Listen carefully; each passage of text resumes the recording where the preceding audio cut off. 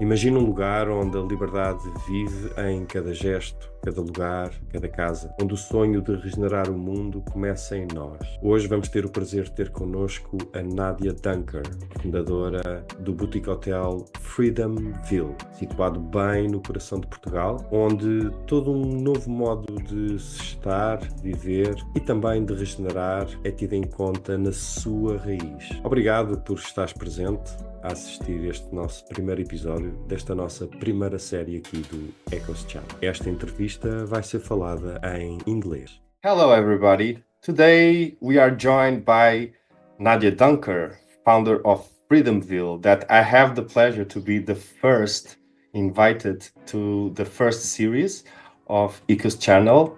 This series is all about dreamers and nature lovers. And the goal is to give examples of people's life that really want and feel they can inspire others, as well as here in ECCOS Channel. And once again, thank you for being with us, Nadia.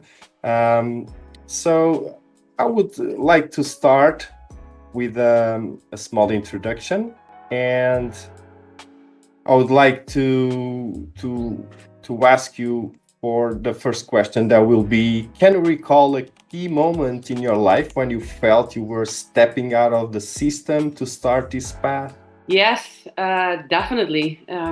It was during the COVID times. I was a hospitality entrepreneur in Amsterdam for many years. And everybody knows what happened during COVID. So my businesses got shut down. And I feel really disempowered. You know, I became an entrepreneur because I wanted to be free. I wanted to make my own choices. I wanted to create my own life and be in charge of my own destiny. And all of a sudden, the government came in and made all these choices for me.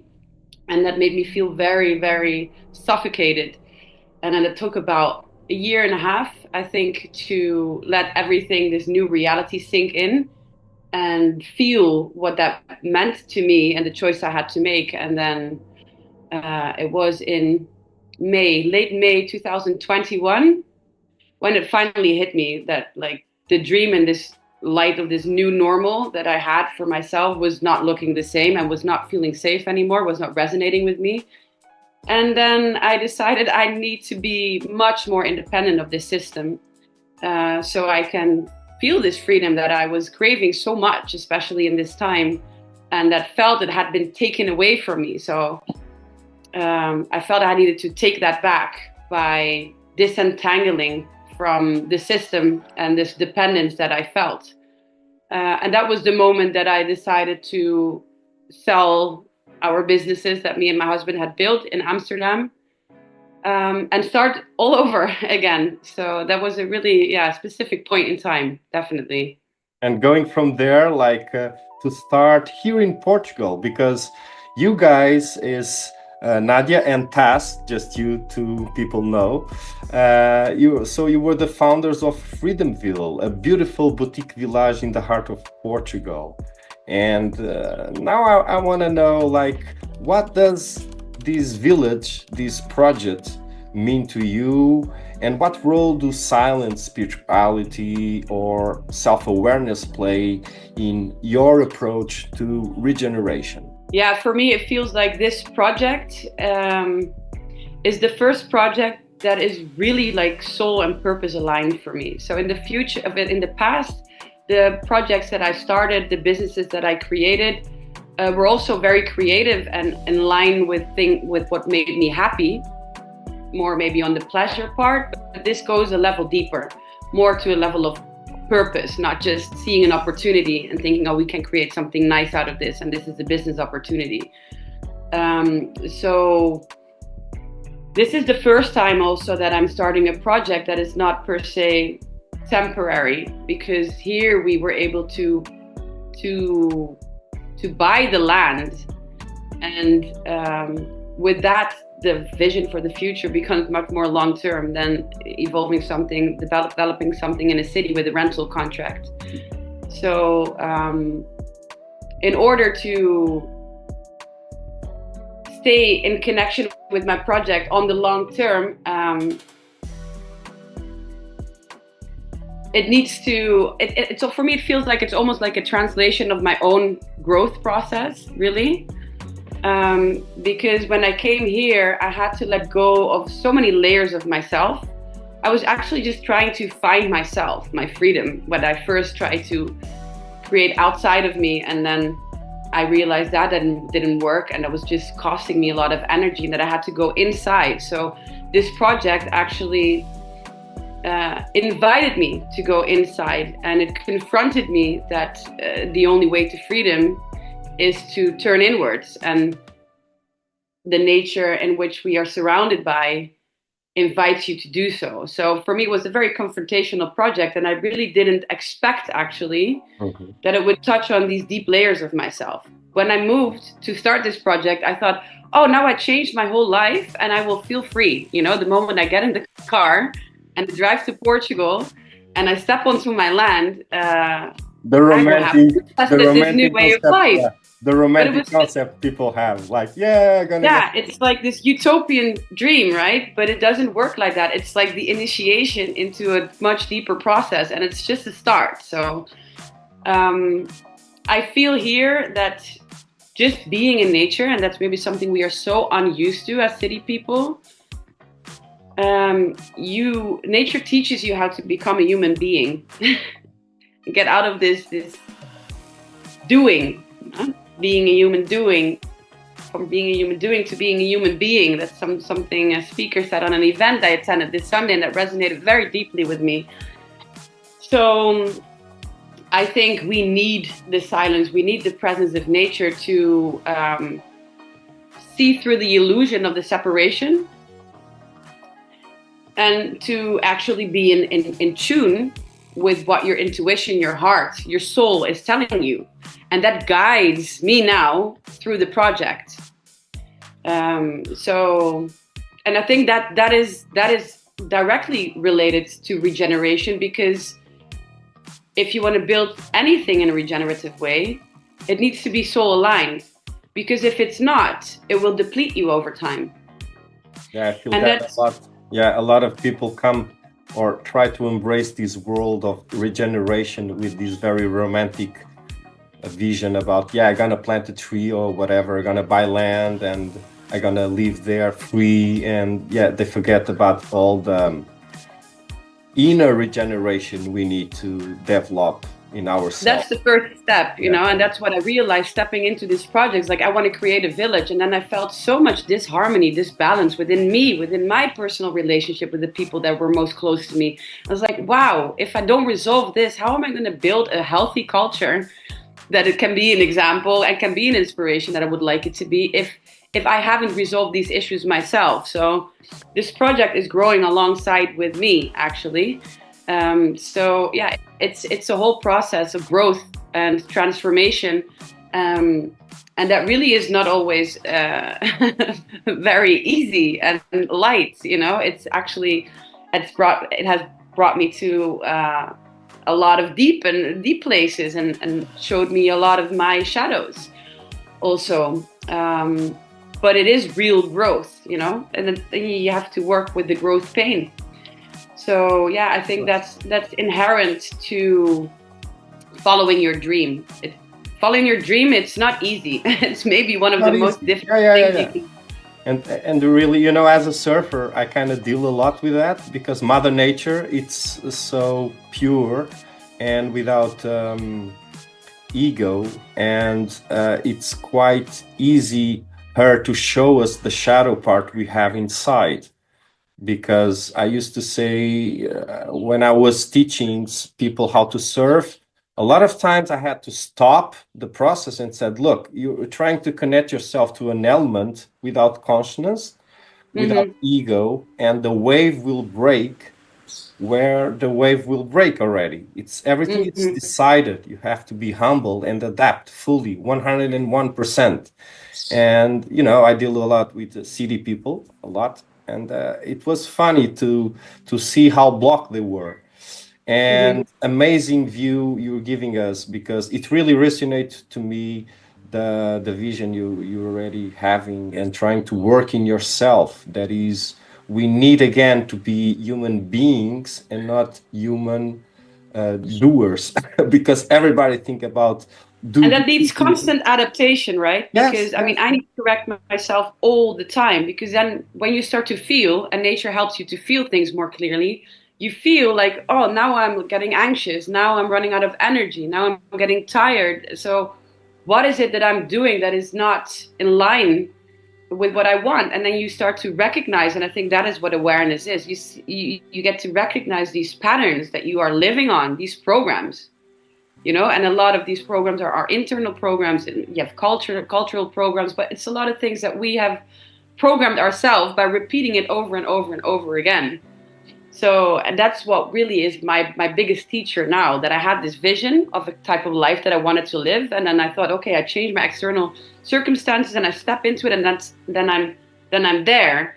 But I didn't realize how much work and awareness it costs to unlearn many of the things that you have learned and to start reprogramming yourself. Otherwise, you just step into a new project and a new vision on the same system. So that's what I'm really trying to break through now, because I'm still like pushing on a masculine drive, like, okay, if I want something, I gotta go and get it. I gotta give it like 200%, because if I didn't give it by 200% and I feel, I could have done better. And that is exactly not what nature wants you to do. The city mindset. City mindset people bring to nature, and like they because usually like in the city mindset, let's call it that way, working, money, like there's so much unnatural dynamics we can actually apply to our lives, and we kind of, like you said, we get formatted. Like we can work 24/7, we can work winter. Like if you work in a desk, you can work every day, and nature doesn't work that way. Like in winter, everything is more cool, everything is sleeping, it's winter. And I'm talking now about the cycles, and I felt that. And again, having surf as an example, because it's a dynamic when related to the elements, right? You have a contact so strong and dynamic with nature, and it's all about cycles. The waves don't come because you want them to come. They will come when the set arrive. And some days you have bigger waves, some days you have smaller waves, then you have the winds. And nature is like that, it's cycles. And people are so formatted to make their own cycles, again, to do their own cycles. So they push, and now I'm gonna build, and I'm gonna clean all the land. And sometimes some people I ask already, but why are you cleaning so much? Why you have to? Oh, because I want to do something. Like, yeah, but maybe, the plants were there regenerating the land. Maybe you don't need to clean the land now. Decide what you want, and just don't go and clean the land. And that's exactly right. It's much more about, and that's what I'm learning in this life now. It's not so much about becoming, but it's about learning how to be. So beautiful. But you already are, Yeah. And tell me, Nadia, what values or practice guide your daily life and decisions? Now you're living in nature. I do daily exercise. I try to. I didn't do it daily, but I mean, the land invites you to move daily anyway. So I'm a lot in movement. It's really important also for me to keep my inner peace. So I move every day. I do a lot of walks since I live here. I really enjoy that. It helps me to process when I'm in movement. And in the beginning, I always did walks with my mother, talking a lot. And lately, I've also started to do silent walks by myself that I really, really enjoy. So movement is a part of my practices that I really need in this life. And values, the most important value for me is truth, because finding my truth and speaking my truth in a respectful but also in an unfiltered way without self-censoring myself is super essential to this community life, because it is really challenging in a lot of ways, and we need to know who we are and to find out what our boundaries are and to know how to respect our boundaries and communicate them in a respectful way in order to establish harmonious relationships. So that for me is one of the most important values, like truth, respect, love, of course, and learning to really listen, deep listening, instead of reacting from emotions and these snappy layer of life. Try to really see yourself and others, no? Yes, listening, inner listening, and active listening of others, like Mother Nature always. We really need to listen nature. Again, going to the cycles things. If you don't listen, actually people don't even realize them, and you can like build in the wrong cycle of the year, because then start to rain and you have to stop building or plant. It's a lot of things. People either overdo it or just they don't do it, and then they miss the cycle and then don't understand, oh, my tomatoes are not growing. Yeah, man, they need heat. You get too late. And, you cannot force it. No, what is not meant to be will not and be. Animals, I believe, I know, I went there at Freedomville, and again, an opportunity to thank you guys to invite me and to host me. It was an amazing on your summer opening festival, let's say. It was an amazing time, and yeah, I know you have some animals, and as well they teach us a lot how we need to listen and to feel, because they feel, I'm hungry, I'm not hungry, I want to sleep, not now. And it's so cool. And tell me more, like, how is to live in a community in a place like this, Freedomville? Now you coming from like a city, and how is it the difference? How do you feel? How is being? Well, the funny thing is that in the city you have so much more people around you, close by, but in a way it feels like there's much more anonymity. So here, I live in a tiny community, because basically the only permanent residents in my village are me and my family, our 4 children, my husband, my mother, my sister lives here off and on, and then we have volunteers that live here like impermanently for a couple of months a year. So we have a tiny community.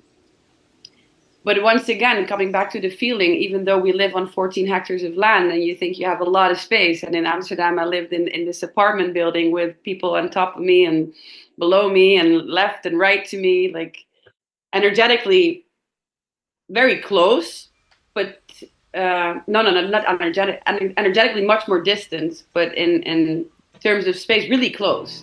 And here it's the other way around, but still you feel everything. So that makes life really beautiful, but also really challenging, because you can feel all the vibes that people go through, and also yourself if you're going through a transformation process and you have periods in which you are maybe not in a really happy place. Everybody feels that, right? And we have to learn how to hold space for each other in a healthy way, and not absorb each other's energy. Observe. And I think that's a cool one. That's a cool one. Start to observe, not to absorb. Yeah, because otherwise you're going to take that energy, and everybody, that we all are just like nature. We go through cycles as human beings, and what nobody has taught us in life is to see and to feel for someone, but not to absorb those feelings that somebody else is having, because then you're also not a support to the other one. Then all these feelings of guilt and shame, arise. So I believe I have a word for it: compassion. There's a thing like it doesn't really resonate with me, because I kind of live in a small village, but inside a city area that is Cascais in Portugal, and I feel that a lot. There is a really big lack of compassion. People have a lot of difficulties to put themselves in the skin of the others, and they judge, and it's so common they don't really understand the other's needs. And so with that, I would like to know. That comes, I think, from a lack of understanding what you need.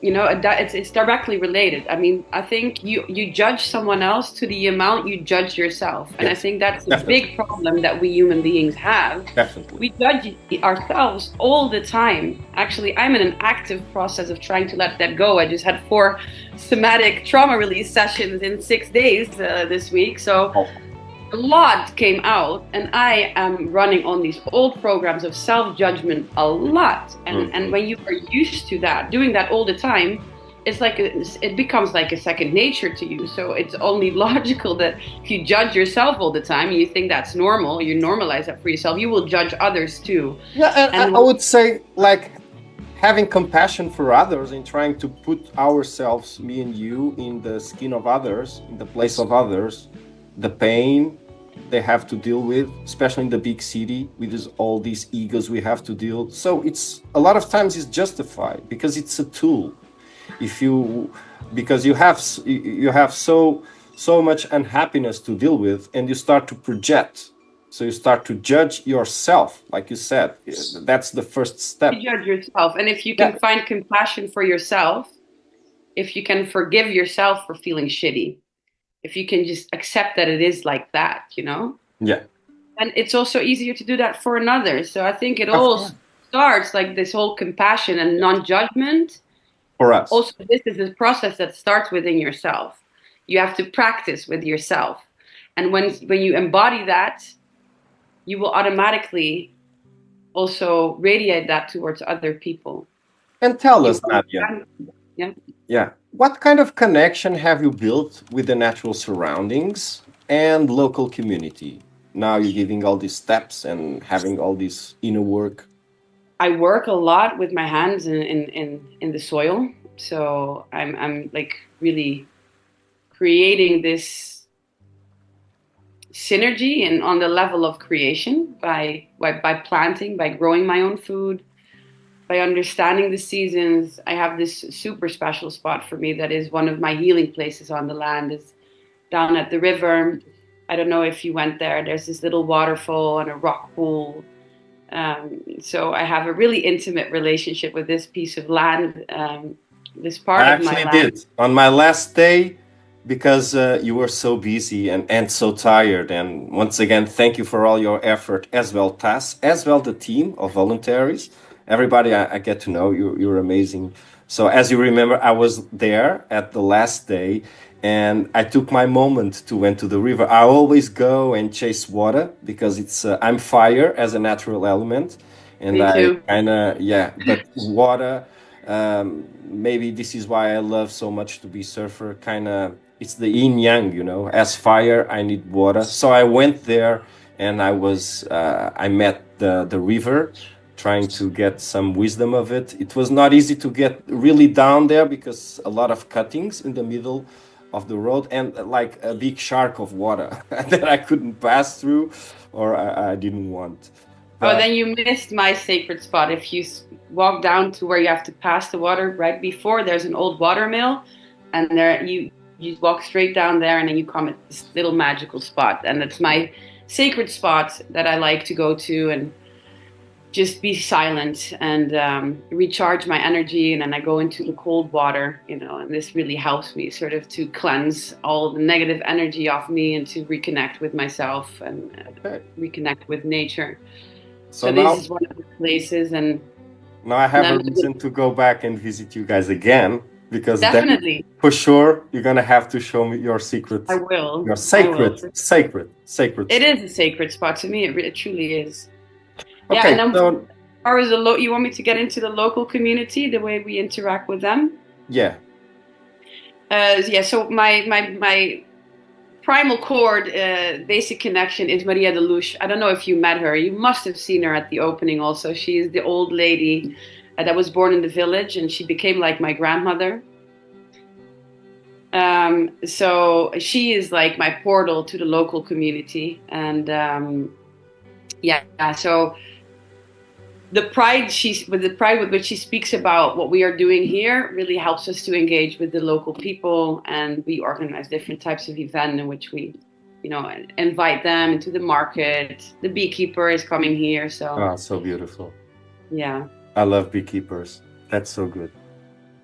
That's so amazing. So really starting to connect with local community. And that's amazing. I believe as an example, and for sure I would love to have a second interview. Maybe with Tess. I would love to him to be present if he has the disponibility and time. I know it's not easy sometimes when I go on my second series and going to projects. For sure, Freedomville, you guys will be one of because I believe you're doing an amazing job in connecting with local community. That's so fundamental, and even having us Portuguese, like a very, very open-minded people, I would say one of the most open-minded nations in the world. But like you said at the beginning, love is everything. Love is all we need. And you're showing that love to community, to local community, that I really, really appreciated to see and to watch and really to be present. And it kind of feed you and help you not to be so isolated. Sometimes things not to be so difficult, right? Mm. And now tell me, getting near by the end of the interview, what message would you like to share with those who feel the call but have not yet made the leap? Take a leap and don't wait for certainty to unfold before you dare to jump. Because I think the universe works the other way around, and courage is rewarded. And sometimes you need to be able to say no to something first before the door to a new yes will open. And I think a lot of people spend a lot of time waiting for a certainty behind the door that they want to open. But it takes sometimes a little bit of discomfort and the necessity to give a feeling of safety, because oftentimes it's a fake sense of safety, to reach freedom. And it's a journey. It's not a destination, just like life. So just take it one step at a time and trust the process, and that you are guided, and stay connected to your heart, because it will tell you where to go. Yeah. In a much, much, much better way, much more regenerative way than your mind will. Yeah, and resonates so much with me because, people just have to start the journey. So take the leap, make the jump, and step by step. Yeah, not too big jump, step by step, because things will happen. And it's amazing when you actually start a journey.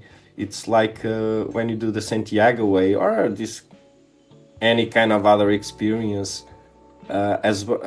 On time you're starting the journey, you will, and for sure you're gonna start to meet other people and other experience and other realities. And until then, to always wait to be everything perfect, people a lot of times don't fully understand, in my opinion, how that block them from the experience and to find new even inspirations and sometimes solutions. Sometimes it's not the big house, it's a tiny house, and sometimes it's not a car, it's a donkey, but the solution is there. And that's so good to see and to feel. Okay, and now to finish this series here at the ECCOS Channel, we always end with an open question, that is, what if? And I would like to invite you as a guest to propose your own version. Do you feel inspired to suggest one? Like, what if? What you would like to people to dream about? What if you would truly learn how to receive? Amazing. Thank you so much, Nadia, for the inspiration, for your time, for all your effort. Se esta história te inspirou, imagina o que ainda está por vir.